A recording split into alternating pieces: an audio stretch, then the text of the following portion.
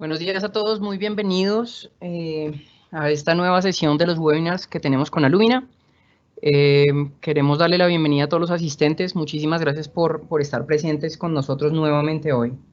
Hoy tenemos otra vez un tema muy interesante que sé que les va a gustar muchísimo acerca de las recomendaciones que tenemos para cumplir con la sostenibilidad y diseñar con sostenibilidad en los edificios. Vamos a tener nuevamente, como en todos los webinars, el acompañamiento de uno de nuestros especialistas en la materia. Y vamos a arrancar un poco contándoles pues un poco de Alumina. Para empezar, quisiera nuevamente hablarles acerca de las reglas que tenemos en este webinar. Recuerden que lo que hemos venido haciendo es que ustedes preparen sus preguntas para al final del webinar poder hacerlas todas al experto. Entonces les pediría que por favor participen desde sus computadores. En el chat van poniendo sus preguntas, nosotros iremos respondiéndolas al final de la charla.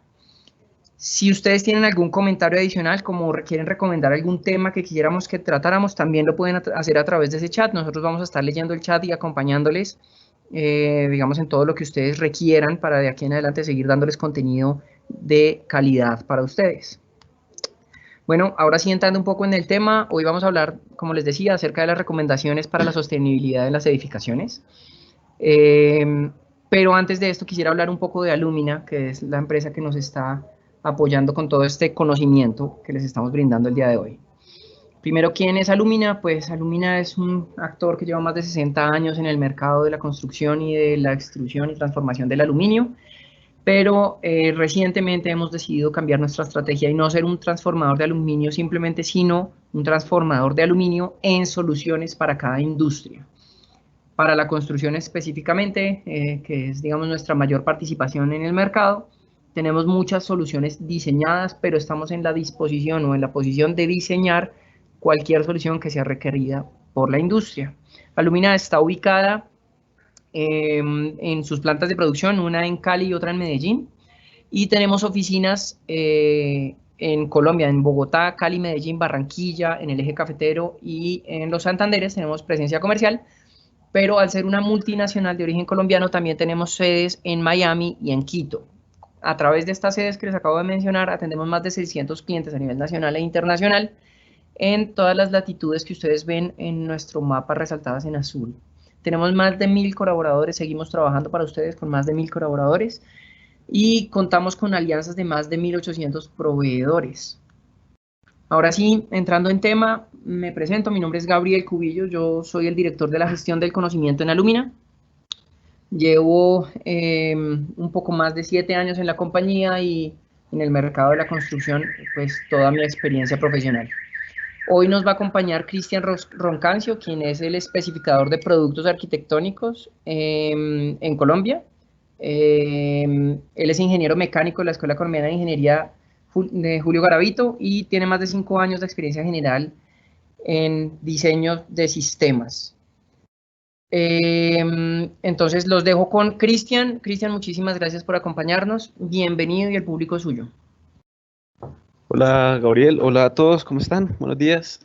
Bueno, muchas gracias por permitirme abrir este espacio para compartirles con ustedes algo del conocimiento que he logrado recuperar, que he logrado tener a lo largo de este tiempo.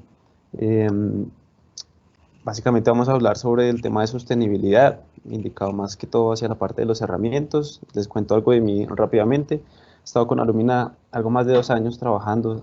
Inicialmente acompañé la parte de distribución a muchos instaladores, en la parte de taller, en apoyarlos en el conocimiento de los sistemas arquitectónicos y ahora la labor en la que estoy desempeñando es acercarme y estar acompañando a arquitectos, constructores, digamos que a todos los involucrados en la cadena de la construcción para apoyarlos en el tema de especificación.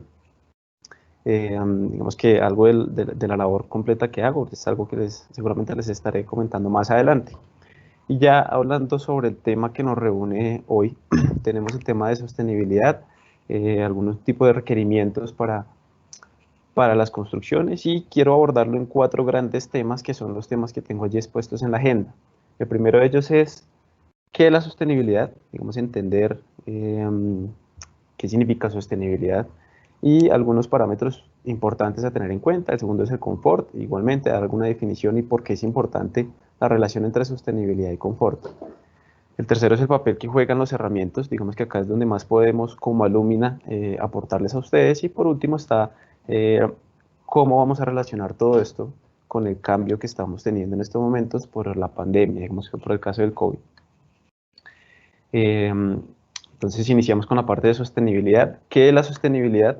Acá coloco dos frases bastante interesantes, digamos bastante claras, que nos permiten saber qué es la sostenibilidad. Una de ellas es el desarrollo del presente asegurando y preservando el funcionamiento del futuro, y la siguiente habla sobre un equilibrio energético, y esta palabra equilibrio energético creo que nos dice mucho de lo que es sostenibilidad. Básicamente es tener un mismo gasto, ¿cierto? O un gasto menor a la entrada. Eso es tener un equilibrio energético, digamos, mantener una relación igual entre entrada y salida. Y es lo que no está pasando hoy en día. Lastimosamente, estamos gastando más de lo que tenemos, más de lo que nos entra. Existen unas fuentes de recursos, algunas renovables, otras no renovables, y lo que está ocurriendo hoy en día es que en la parte de construcción estamos consumiendo más recursos de los que podemos generar. Eh, y eso hace insostenible los proyectos. De allí viene la palabra sostenibilidad. Entonces, lo que busca la sostenibilidad es poder generar estrategias, argumentos, reglamentaciones también, para hacer que la edificación y sobre todo el uso de la edificación, digamos, la puesta en marcha de las edificaciones, se pueda mantener en el tiempo y pues me permita eh, generar como ese espacio sostenible o ese espacio constante de los recursos. ¿Cómo lo logro? Acá hay algunos parámetros, todos tienen mucho tema de fondo, en algunos seguramente voy a tener que tocarlos por encima, pero esperamos que en el resto de los webinars que tenemos vamos a ir ampliando en algunos de ellos. Pero acá hay unos parámetros básicos iniciales de cómo yo puedo generar sostenibilidad en una edificación. El primero es el conocimiento de los parámetros iniciales, y esto básicamente me habla es cuál es la reglamentación que tengo en donde tengo puesta mi edificación. ¿Hay alguna reglamentación del gobierno, algunos mínimos, algunos máximos? ¿Quién me pide propiamente la reglamentación gubernamental sobre mi terreno? Allí yo puedo empezar a mirar, bueno, cuáles son los estándares mínimos que debo empezar a cumplir. El segundo es un entorno social. Digamos que acá también hay que ser realistas, y es que no solamente existe una reglamentación en el gobierno en papeles, sino que hay otra reglamentación real. Entonces, saber qué disposición tengo yo socialmente hablando, qué recursos tengo, cuál es el tipo de población, si tengo una población de víctima o si tengo una población normal de inclusión social. Y eso es importante. ¿Por qué? Porque le repito, siempre vamos a buscar que lo que yo incluya en mi edificación en el tiempo sea sostenible. El segundo factor son las condiciones naturales del espacio.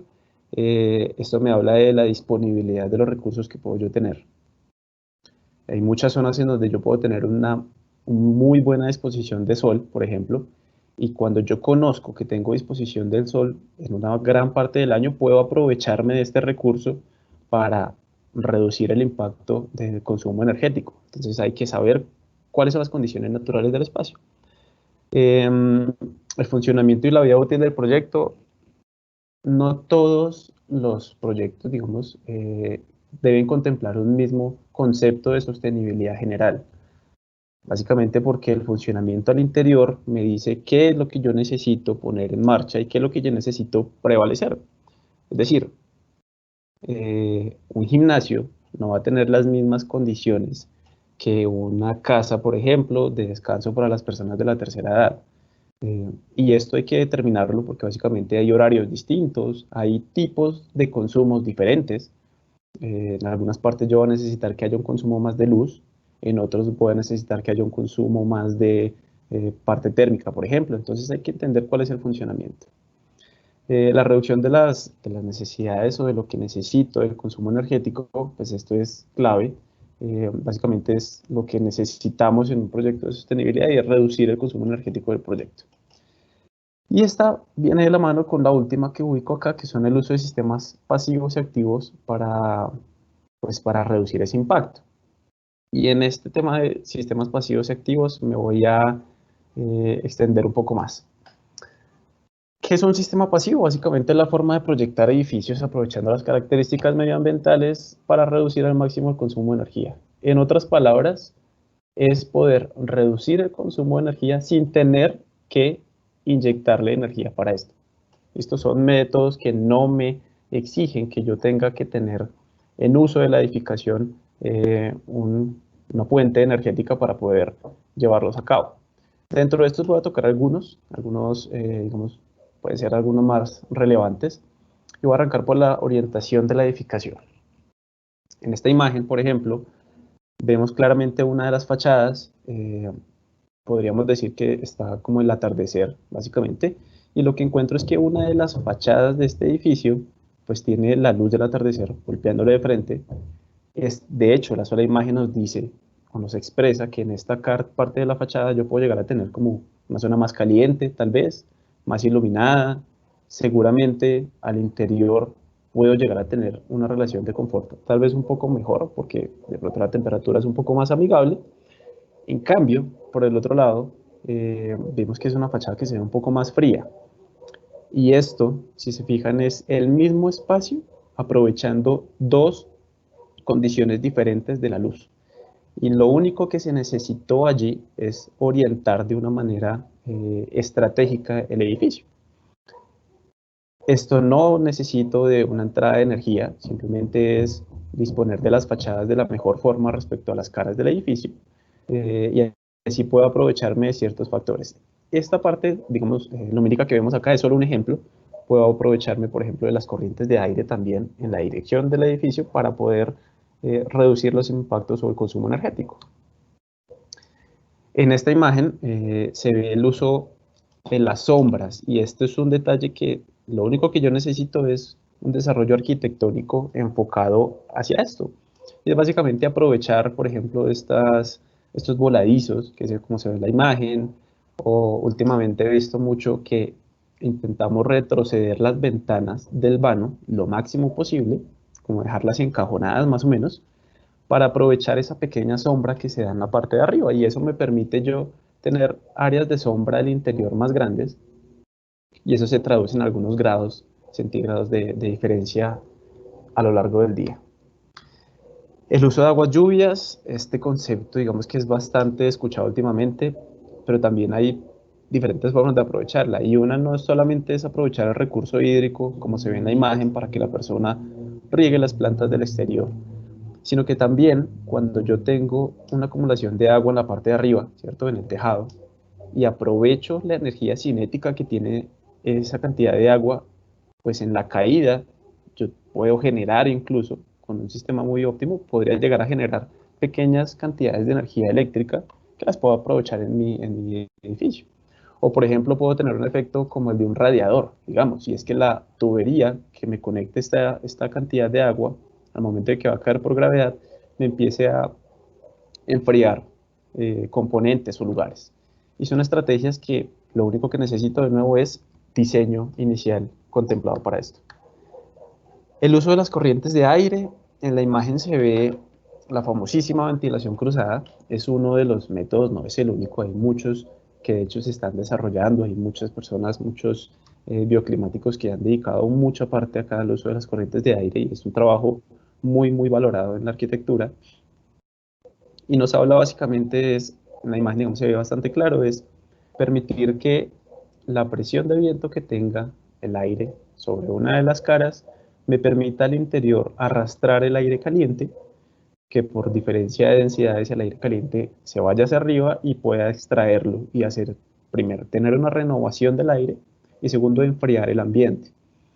Este es un ejemplo también del uso de las corrientes de aire, de cómo yo puedo disponer de la orientación de mi edificación para aprovechar la cara que tiene un golpe más fuerte del aire, y enfriar los espacios. Al enfriar los espacios, reduzco la cantidad de consumo energético. Y por último, y no menos importante, y la verdad es que este me gustaría resaltarlo bastante el día de hoy, y es el uso de los espacios interiores. A veces se deja un poco de lado entender que también el concepto de interiorismo es supremamente importante, porque Bastaría con simplemente mover el escritorio, por ejemplo, en donde hoy en día estamos nosotros trabajando al interior de la casa, y llevarlo cerca de una ventana para aprovechar durante una mayor parte del día la luz del día, pues, y trabajar con este tipo de luz. Y esto no solamente me va a ahorrar en el recibo de la luz, sino que muy seguramente me va a ahorrar en el recibo del doctor, del oftalmólogo, porque voy a tener una muy buena luz con cual trabajar, mis ojos no van a estar esforzados, no voy a tener problemas de vista y hay un impacto económico bastante grande en el futuro respecto a estas mejoras tan sencillas. Por otra parte, tenemos los sistemas activos. Los sistemas activos, la verdad es que se han visto un poco expuestos como algo negativo en la parte de sostenibilidad, pero la verdad es que son todo lo contrario. Los sistemas activos básicamente son los sistemas que necesitan de energía para preservar las condiciones, como ambientales o las condiciones de confort al interior. El primero de ellos es la domótica. Voy a nombrar algunos pocos porque hay muchos, pero voy a nombrar unos importantes. La domótica es básicamente hacer las casas inteligentes. En eso se resume. ¿Y cómo puedo yo ayudar a esto? Al tema de sostenibilidad. Qué bueno sería, por ejemplo, que cuando yo estoy en una habitación y salgo de ella, los sensores de movimiento se activen, se den cuenta que no hay nadie en la habitación y por consiguiente desconecten la luz, desconecten, por ejemplo, las tomas, los enchufes y que ya no, si yo dejé mi celular cargado allí, eh, el cargador puesto, pues se desconecte y yo no siga consumiendo energía. Es decir, que estas estrategias lo que hacen es que reducen ese consumo de energía que es necesario. ¿Sí? Yo igual voy a tener televisores puestos en casa, más ahorita último con el día sin IVA, entonces van a reducir ese impacto de los electrodomésticos que voy a tener. Los sistemas de aire acondicionado, acá hay que entender, digamos que lo que creo que todos conocemos el concepto de un aire acondicionado, pero lo que hay que entender es que el aire en muchas partes va a seguir siendo obligatorio. Por ejemplo, en las UCIs no podemos tener entrada de aire directa, el aire tiene que estar filtrado por temas de salubridad. Así que en muchas partes lo que se necesita es condicionar el aire a unas temperaturas dadas. Pero en este punto debemos ser conscientes que esto es como una nevera.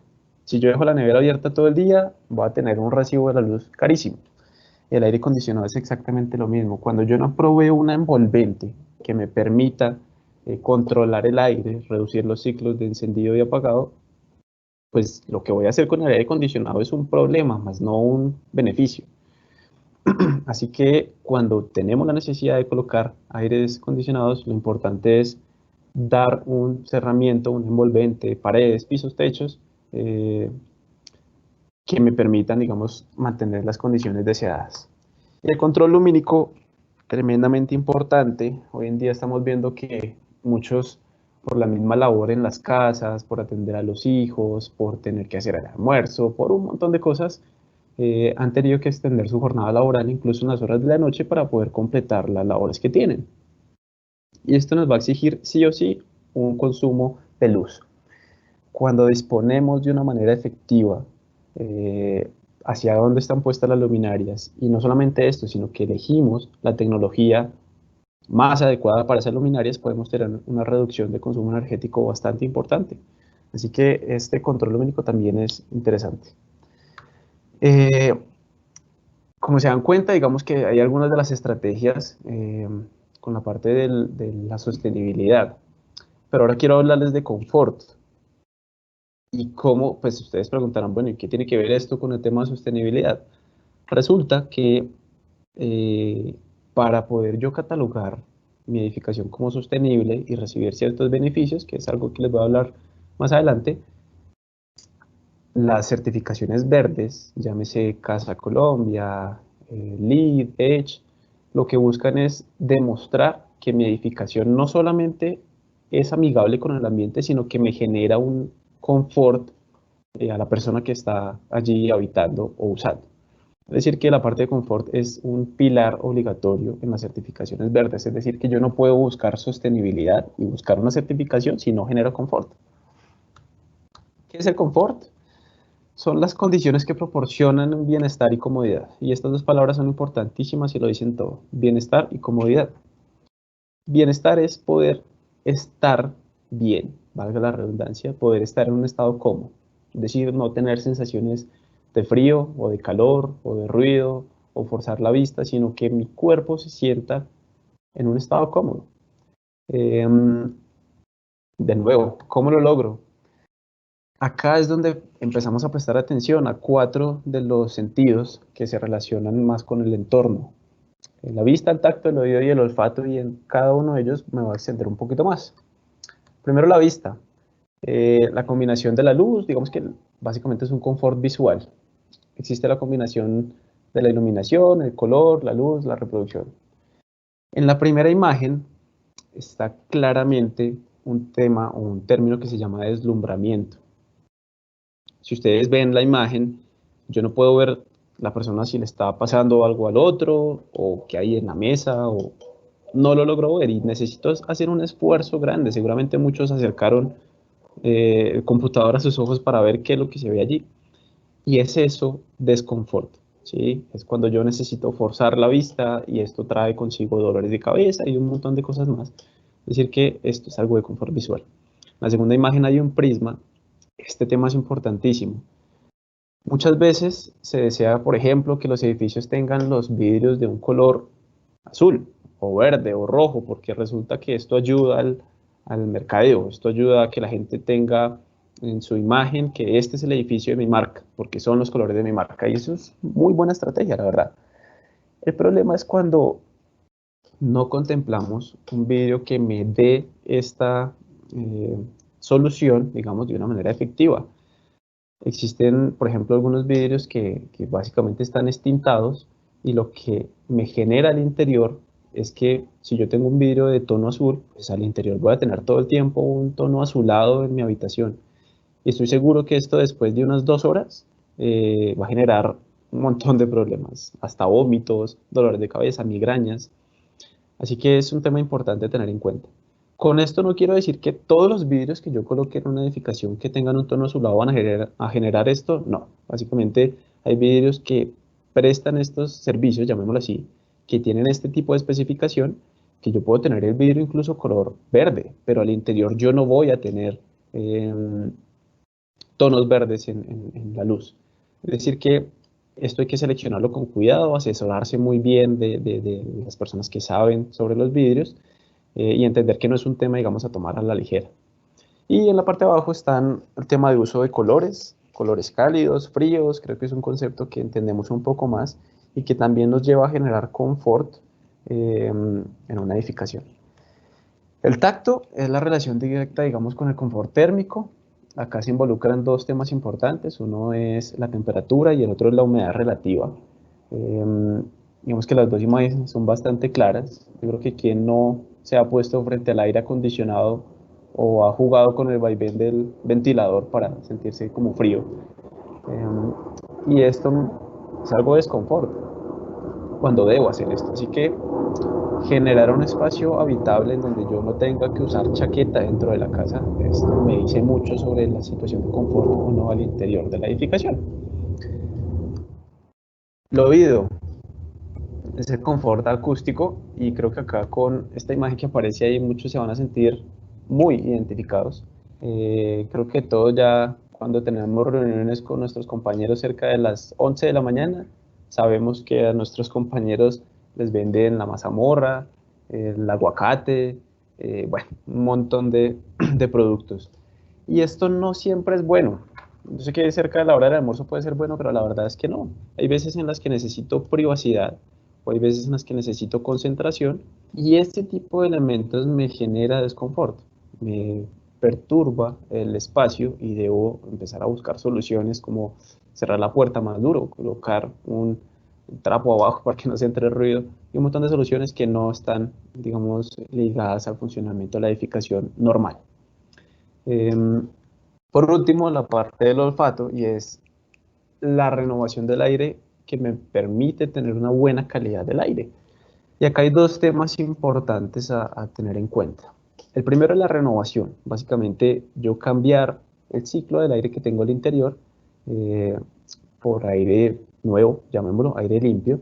Así evito malos olores, evito enfermedades también, en este momento que estamos como tan susceptibles a este tema. Así que la parte de espacios abiertos, ventanas o muchas otras estrategias para la renovación del aire son muy importantes para el confort. Pero en la imagen de abajo ven la relación que empezamos a buscar con la naturaleza. Y esto también es importante porque no solamente yo renuevo el aire, porque si yo renuevo aire por aire exterior y resulta que el exterior también tengo aire contaminado, pues es un problema grave. Aquí empezamos a mirar cómo yo empiezo a limpiar el aire. Y creo que la naturaleza siempre va a ser el mejor filtro. Acá empiezo a involucrar entonces cómo estos elementos de confort me pueden ayudar a no solamente a ganarme estas certificaciones, sino a vender mis proyectos, a tener mayor utilidad, a poder aprovecharme de esto y a verlo como un tema que de verdad es importante. Acá vemos qué pasa con la ausencia y con la existencia de confort. La ausencia de confort genera fatiga, accidentes, estrés, falta de sueño. No sé si de pronto están relacionados con el tema de los ciclos circadianos, pero esto es algo básicamente, en pocas palabras, el reloj biológico de las personas. Y cuando yo no puedo proveer de los elementos naturales para que mi reloj biológico se manifieste bien, empiezo a tener problemas de que tengo insomnio, de que tengo dolor de cabeza, migrañas, de que no encuentro la hora para cenar, sino que veo que me da hambre muy tarde o muy temprano. Y estos son problemas que con el tiempo generan desórdenes alimenticios y de sueño graves. Así que el confort es un tema muy importante, más hoy en día, cuando nos estamos dando cuenta que el 90% de nuestros días lo pasamos en la casa. Segundo, es un componente social y acá hay una experiencia bastante chévere que pude tener no hace muchos meses apoyando los diferentes ministerios y la parte de gobierno para las casas que se entregan a las víctimas. Y allí aprendí a que, por ejemplo, en La Guajira, en muchas tribus de La Guajira, para ellos el confort está en tener los baños separados de la casa. Para nosotros, tener el confort está en tener ojalá un baño privado. Y son dos conceptos muy, muy diferentes que debemos tener en cuenta en el momento de diseñar, entender para quién estamos diseñando, entender que para ellos puede ser diferente la situación de confort y saber que debo es estudiar al entorno social para poder proveerle a ellos las mejores situaciones de confort. Eh, ¿Por qué? Básicamente por volver al inicio de esta charla, que es la sostenibilidad. Si yo no hago que el confort se sienta en una persona, ellos mismos no van a tener ese espacio y no se van a sostener en el tiempo en este espacio. ¿Qué pasó en estas casas que les estoy comentando? Pues que con el tiempo el baño, cogieron los retretes, los retiraron como pudieron, dejaron del baño un cuarto de chécheres que llamamos coloquialmente hablando, e hicieron una choza en madera a unos metros de la casa. Es decir, fue insostenible mantener la arquitectura dispuesta para este espacio en el tiempo. Esto nos lleva a un tema de estándares. Existen muchos estándares nacionales, internacionales, algunas ideas que nos dan algunos números claros. Acá se utiliza alguno que es como el Passive House también, por ejemplo, que habla sobre unos estándares de confort, pero como lo hablé en el punto anterior, está el componente social. La verdad es que esto depende mucho del uso y de las personas que están alrededor. Por darles algunos valores, estamos hablando de que la parte térmica se encuentra entre 18 y 26 grados centígrados. Es un rango grande y es un rango que cambia respecto, por ejemplo, y más en un país como Colombia, puede que haya personas en la costa que 18 les parezca frío y puede que haya personas en el interior que 26 les parezca muy caliente. Así que son valores que se deben ajustar. La renovación del aire de 0 a 2 metros por segundo.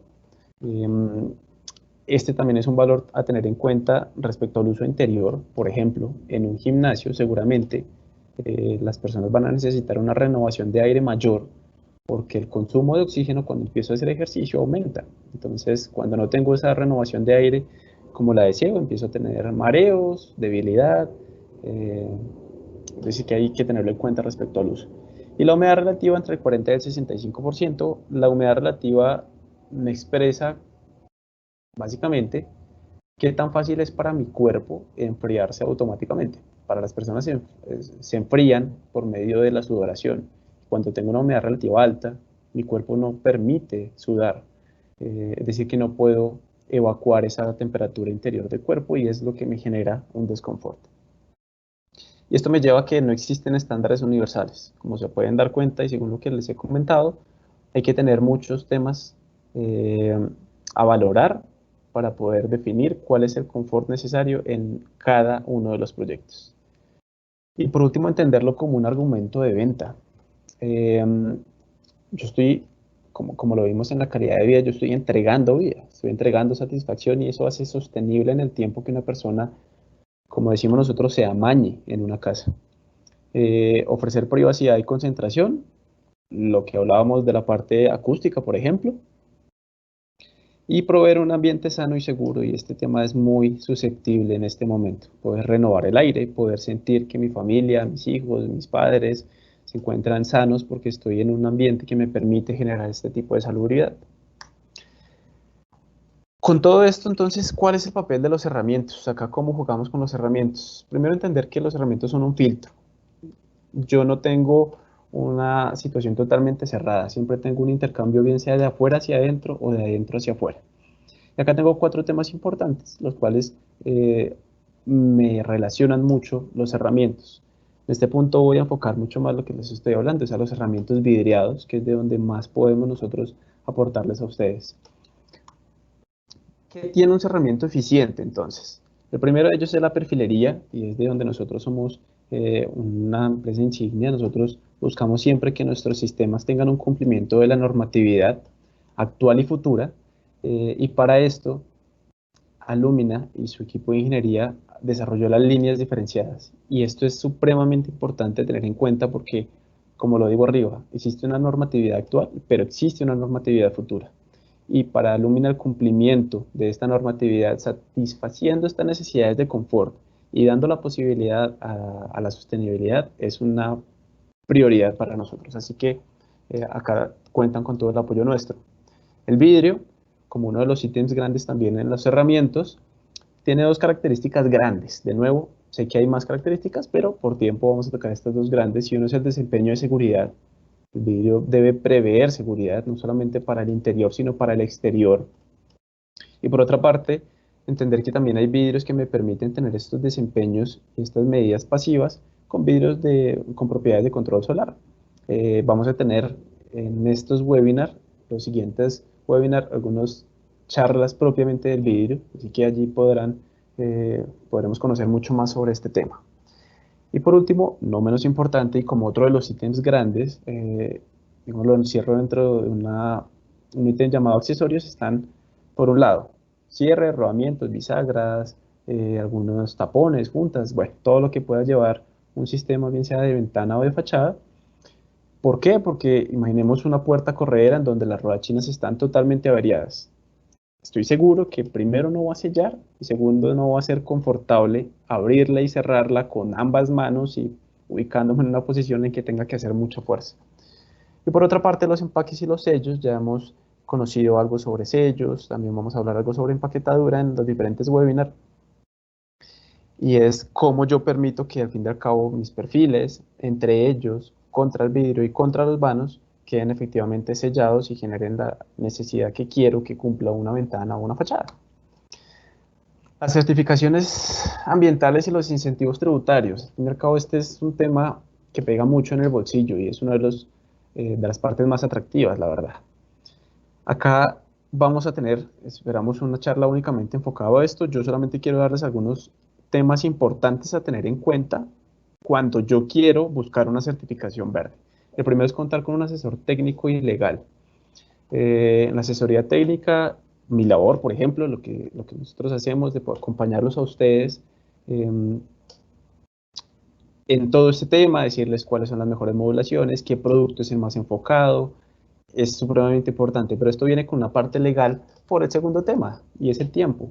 Resulta que para los documentos que debemos suministrar necesarios para poder aplicar una certificación verde, debo contar con tiempo suficiente. Estamos hablando de alrededor de 8 o 9 meses, básicamente porque son muchas entidades de gobierno a las cuales yo debo suministrar planos, especificaciones, valores. Así que el acompañamiento legal acá es muy importante. Y el reconocimiento como un factor de venta relacionado. Acá hay dos puntos importantes. Uno es entender que cuando yo entrego y cuando yo certifico que estoy vendiendo confort, puedo generar mayor utilidad. En países de Europa, muchas personas cuando buscan una casa lo que se van es a buscar a las plataformas de lead, por ejemplo, cuáles son los proyectos que están certificados y a esos proyectos van y compran porque saben que el lead les está garantizando que va a tener un buen relacionamiento con el exterior y un buen confort interior. Este tema de proyección económica en el tiempo es importantísimo. Muchas veces decimos, bueno, es que la sostenibilidad y la certificación, eso es carísimo, eso es inviable. Resulta que no. Cuando podemos hacer un costeo de gasto operacional, es decir, entrego el edificio ahora, ¿cuánto me cuesta mantenerlo? ¿Cuánto me cuesta el aire acondicionado? ¿Cuánto me cuesta el agua? ¿Cuánto me cuestan todas estas estrategias? Empiezo a darme cuenta que, oiga, no es tan caro. No es tan caro desembolsar inicialmente un poco más para en la operación reducir gastos. Los desembolsos de compras totales.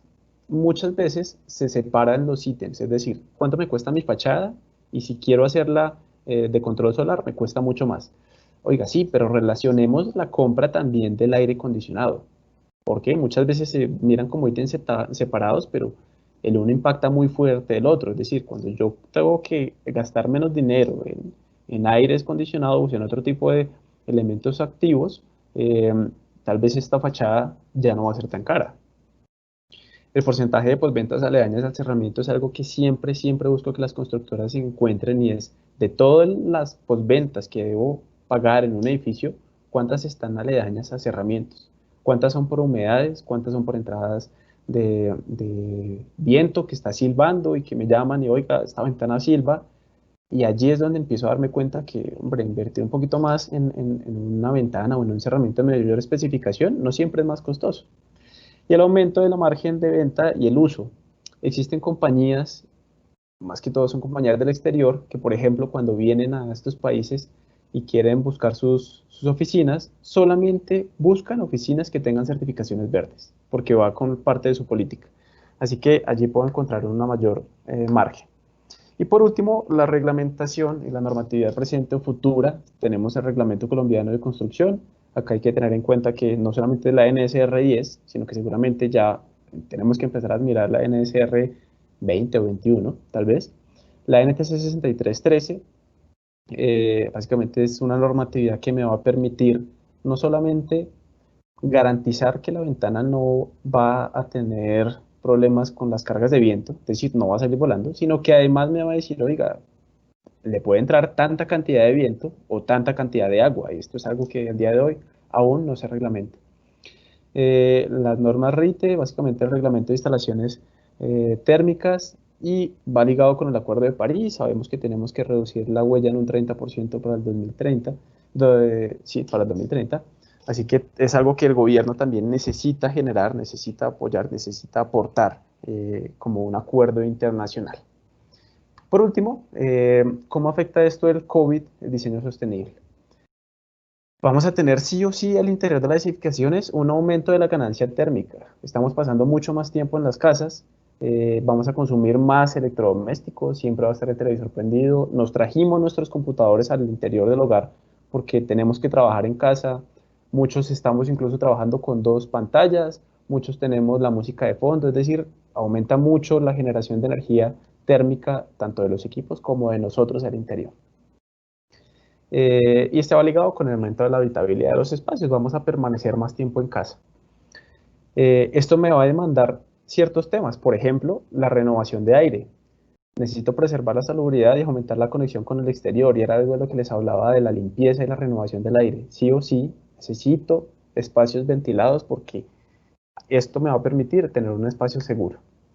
La diversidad de funcionamiento. Hoy en día nuestras casas son oficinas, gimnasios, restaurantes, guarderías, un montón de cosas al mismo tiempo. Y yo debo encontrar que tal vez en diferentes horas voy a querer un confort distinto, pero hay que prever las herramientas para que las personas puedan realizar todas estas eh, cosas dentro de sus mismas casas y que también sientan confort. Y por último, un mayor valor por los espacios. Y acá era algo de los que les tocaba ahorita el tema de la importancia de la arquitectura de los interiores, la disposición de los espacios. La gente va a pedir más por su vivienda, va a pedir más calidad en su vivienda. Entonces, cuando alguien vaya a comprar su casa, no solamente va a pensar en que, bueno, tengo este presupuesto, no. La gente va a empezar a valorar la iluminación, va a empezar a valorar que los espacios sean ventilados, va a empezar a valorar que yo pueda compartir con mi familia en un espacio, porque al fin y al cabo este va a ser nuestro sitio y se van a aumentar la cantidad de tiempo de habitabilidad en los espacios.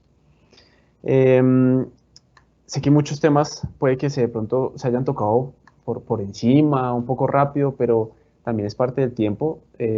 Dejo siempre la invitación abierta a que nos contacten, allí están el número de contacto del correo para poder ampliar en algo más si de pronto se busca esa necesidad. Muchas gracias por el tiempo a todos. Cristian, muchísimas gracias por su compañía, por su presentación. Ahora vamos a pasar a las preguntas. Tenemos 4 minuticos, solo vamos a alcanzar a hacer 3 o 4 preguntas.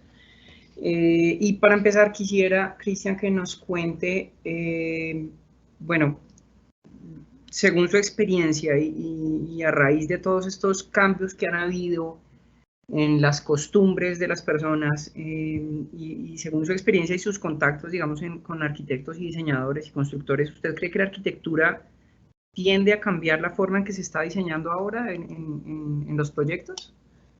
Bueno, este es un tema que la verdad puede generar bastantes discusiones. Creo que sería bueno preguntarle a los próximos invitados también esta misma pregunta, pero considero que tal vez más que plantear si hemos diseñado o no bien, porque creo que sí lo hemos hecho de una manera correcta, es empezar a disponer de los espacios como se ha pensado desde un principio, es decir, darle más importancia a la arquitectura de los procesos, arquitectura de los interiores, a entender que la ventana está hecha para yo poder ubicar allí más cercano el escritorio o la cama, cosas por el estilo. Entonces creo que es un poco más de el aprovechamiento de los espacios de una manera correcta, más que tener que rediseñar todo, es aprovechar los espacios de la manera para cómo estaban concebidos.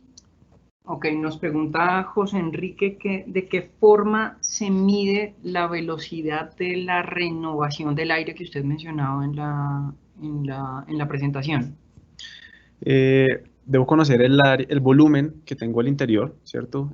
También hay temas importantes a tener en cuenta, como por ejemplo el espacio, cuántas personas va a tener pensadas que van a estar allí habitándolo. Si es un espacio, un salón grande, por ejemplo, son oficinas, pues cuántos puestos de trabajo tengo. ¿Cuánto es la generación térmica al interior? Es decir, si tengo computadores, esto me va a dar una generación térmica al interior, o si tengo incluso, por ejemplo, cocinas, voy a tener que tener un uso de gas, por ejemplo. Entonces, respecto a estos parámetros, existe una combinación de parámetros, una forma ya dada para esto, y yo debo, con todos los parámetros que te acabo de comentar, calcular cuánta cantidad de viento o cuántos metros cúbicos de viento debo empezar a ingresar y a extraer por hora o por ciclos de día. Es decir, que la medida estaría en volumen de aire versus tiempo, unidad de tiempo. Versus tiempo. Ok, Así es. súper.